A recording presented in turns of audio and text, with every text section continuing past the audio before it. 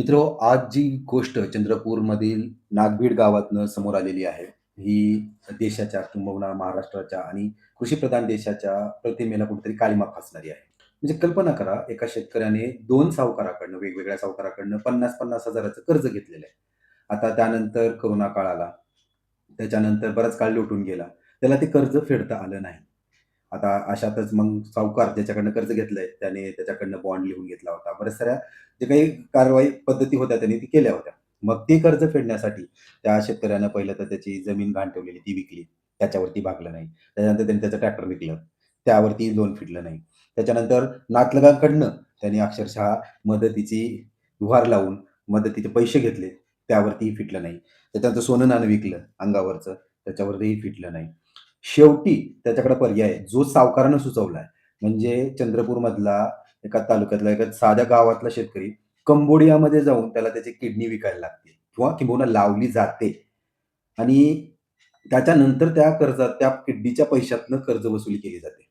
तर ही गोष्ट ऐकताना किंवा कुणालाही सर्वसाधारण जनतेच्या मनात एक रोष किंवा राग निर्माण येईल सावकारांच्या प्रती. परंतु इतक्यातच थांबून उपयोग नाही. नेमकं ही अवस्था आज एका शेतकऱ्याची आहे का? तर नाहीये. ही फक्त समोर आलेली बातमी आहे. प्रत्येक जिल्ह्यात किंबहुना प्रत्येक तालुक्यातील, प्रत्येक गावात अशा अनेक घटना आहेत, ज्या की दबल्या जातात. कारण सावकारी ज्या गोष्टी होतात, या कायद्याच्या कटघऱ्यात थांबवल्या जात नाहीत.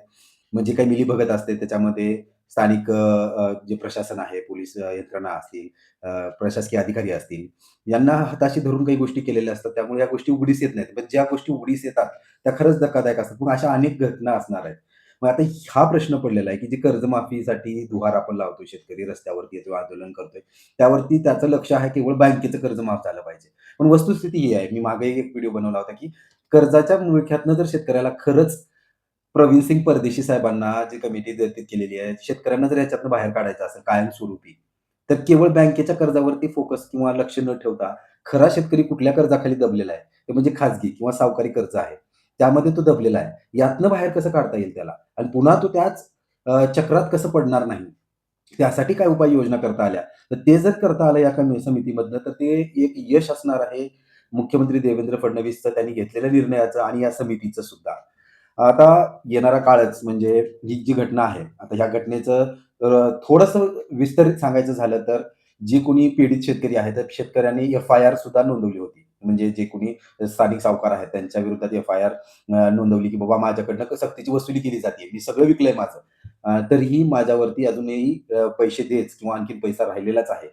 या कारणानं परत एकदा वसुली सुरूच आहे. परंतु स्थानिक पोलीस अधिकाऱ्यांनी त्यावरती काही केलं नाही. त्यांनी तालुक्याच्या ठिकाणी कंप्लेंट केली आहे. एफ-आय-आर लॉन्च केली आहे. त्याच्यातही काही झालेलं नाहीये. त्याच्यानंतर स्थानिक आमदारांना म्हणजे त्यांनी त्या एका इंटरव्ह्यूला देताना सांगितलं, की बाबा मी विजय वडेट्टीवार साहेबांनाही भेटलोय. त्यांच्या कानावर ही गोष्ट घातलेली आहे. परंतु त्यांच्याकडे कसलंच उत्तर म्हणजे अपेक्षित उत्तर त्याच्यावरती काहीच मिळालेलं नाहीये किंवा कुठली कारवाई त्याच्यावरती झालेली नाही. पुढे कुठे सरकत नाहीये. मग आता हतबल होऊन त्या शेतकऱ्यांनी शेवटी हा निर्णय घेतलेला आहे, की मीडियासमोर येऊन त्यांनी सांगितलं, की बाबा माझी किडनी तर काढण्यात आलेली आहे. तरी तो काही सावकार थांबायला तयार नाहीये आणि त्यावरती ॲक्शन्स कोणी घ्यायला तयार नाहीये. मग जर का हे असंच चालू राहिलं, तर आम्हाला म्हणजे पूर्ण कुटुंबाला त्याच्या जे काही कुटुंबात म्हणजे कोणी व्यक्ती असतील, त्याचे वडील, त्याची पत्नी, त्याचा मुलगा, मुलगी आम्हाला आत्मदहन केल्याशिवाय पर्याय राहणार नाही. मग आता ही जर म्हणजे केविलवाणी अवस्था इतकी झालेली असेल, आता ही गोष्ट त्या देशात घडते जिथे कृषीप्रधान देश आहे आणि ही गोष्ट तिथं आहे जिथे की भारतात आपण आत्मनिर्भर करतोय किंवा कृषीमध्ये नवीन-नवीन यांत्रिकीकरण करतोय, त्याच्यात एआयचा वापर करण्यात येतोय. परंतु तोच शेतकरी ज्याच्यासाठी एवढा सारा तामझाम केला जातोय, त्याला त्याचं कर्ज फेडण्यासाठी म्हणजे 1,00,000चं कर्ज फेडण्यासाठी 74 लाख रुपये मोजायला लागतात. किडनी विकायला लागते. तर हे कुठं थांबणार? आणि या येणाऱ्या कर्जमाफीमध्ये खरंच यासाठी काही होणार आहे का? हे केलं पाहिजे.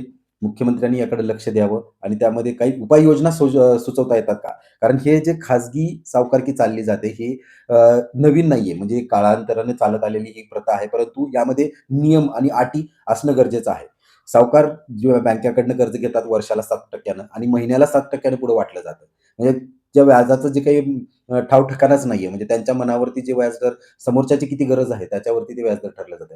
यामध्ये सावकारांनाही आळा घातला पाहिजे. त्यांनाही नियम मध्ये बसून हे त्यांचे जे काही व्यवसाय आहे, ज्यांचा कुणाचा लायसन्स धारक आहेत, परवानाधारक आहेत, त्यांनी हे सांभाळलं पाहिजे आणि येणाऱ्या काळामध्ये ह्या अशा घटना कमी होतील आणि शेतकऱ्याला या कर्जातनं बाहेर कसं काढता येईल, सावकारी कर्जातनं, खाजगी कर्जातनं, हे या समितीकडनं अपेक्षित आहे.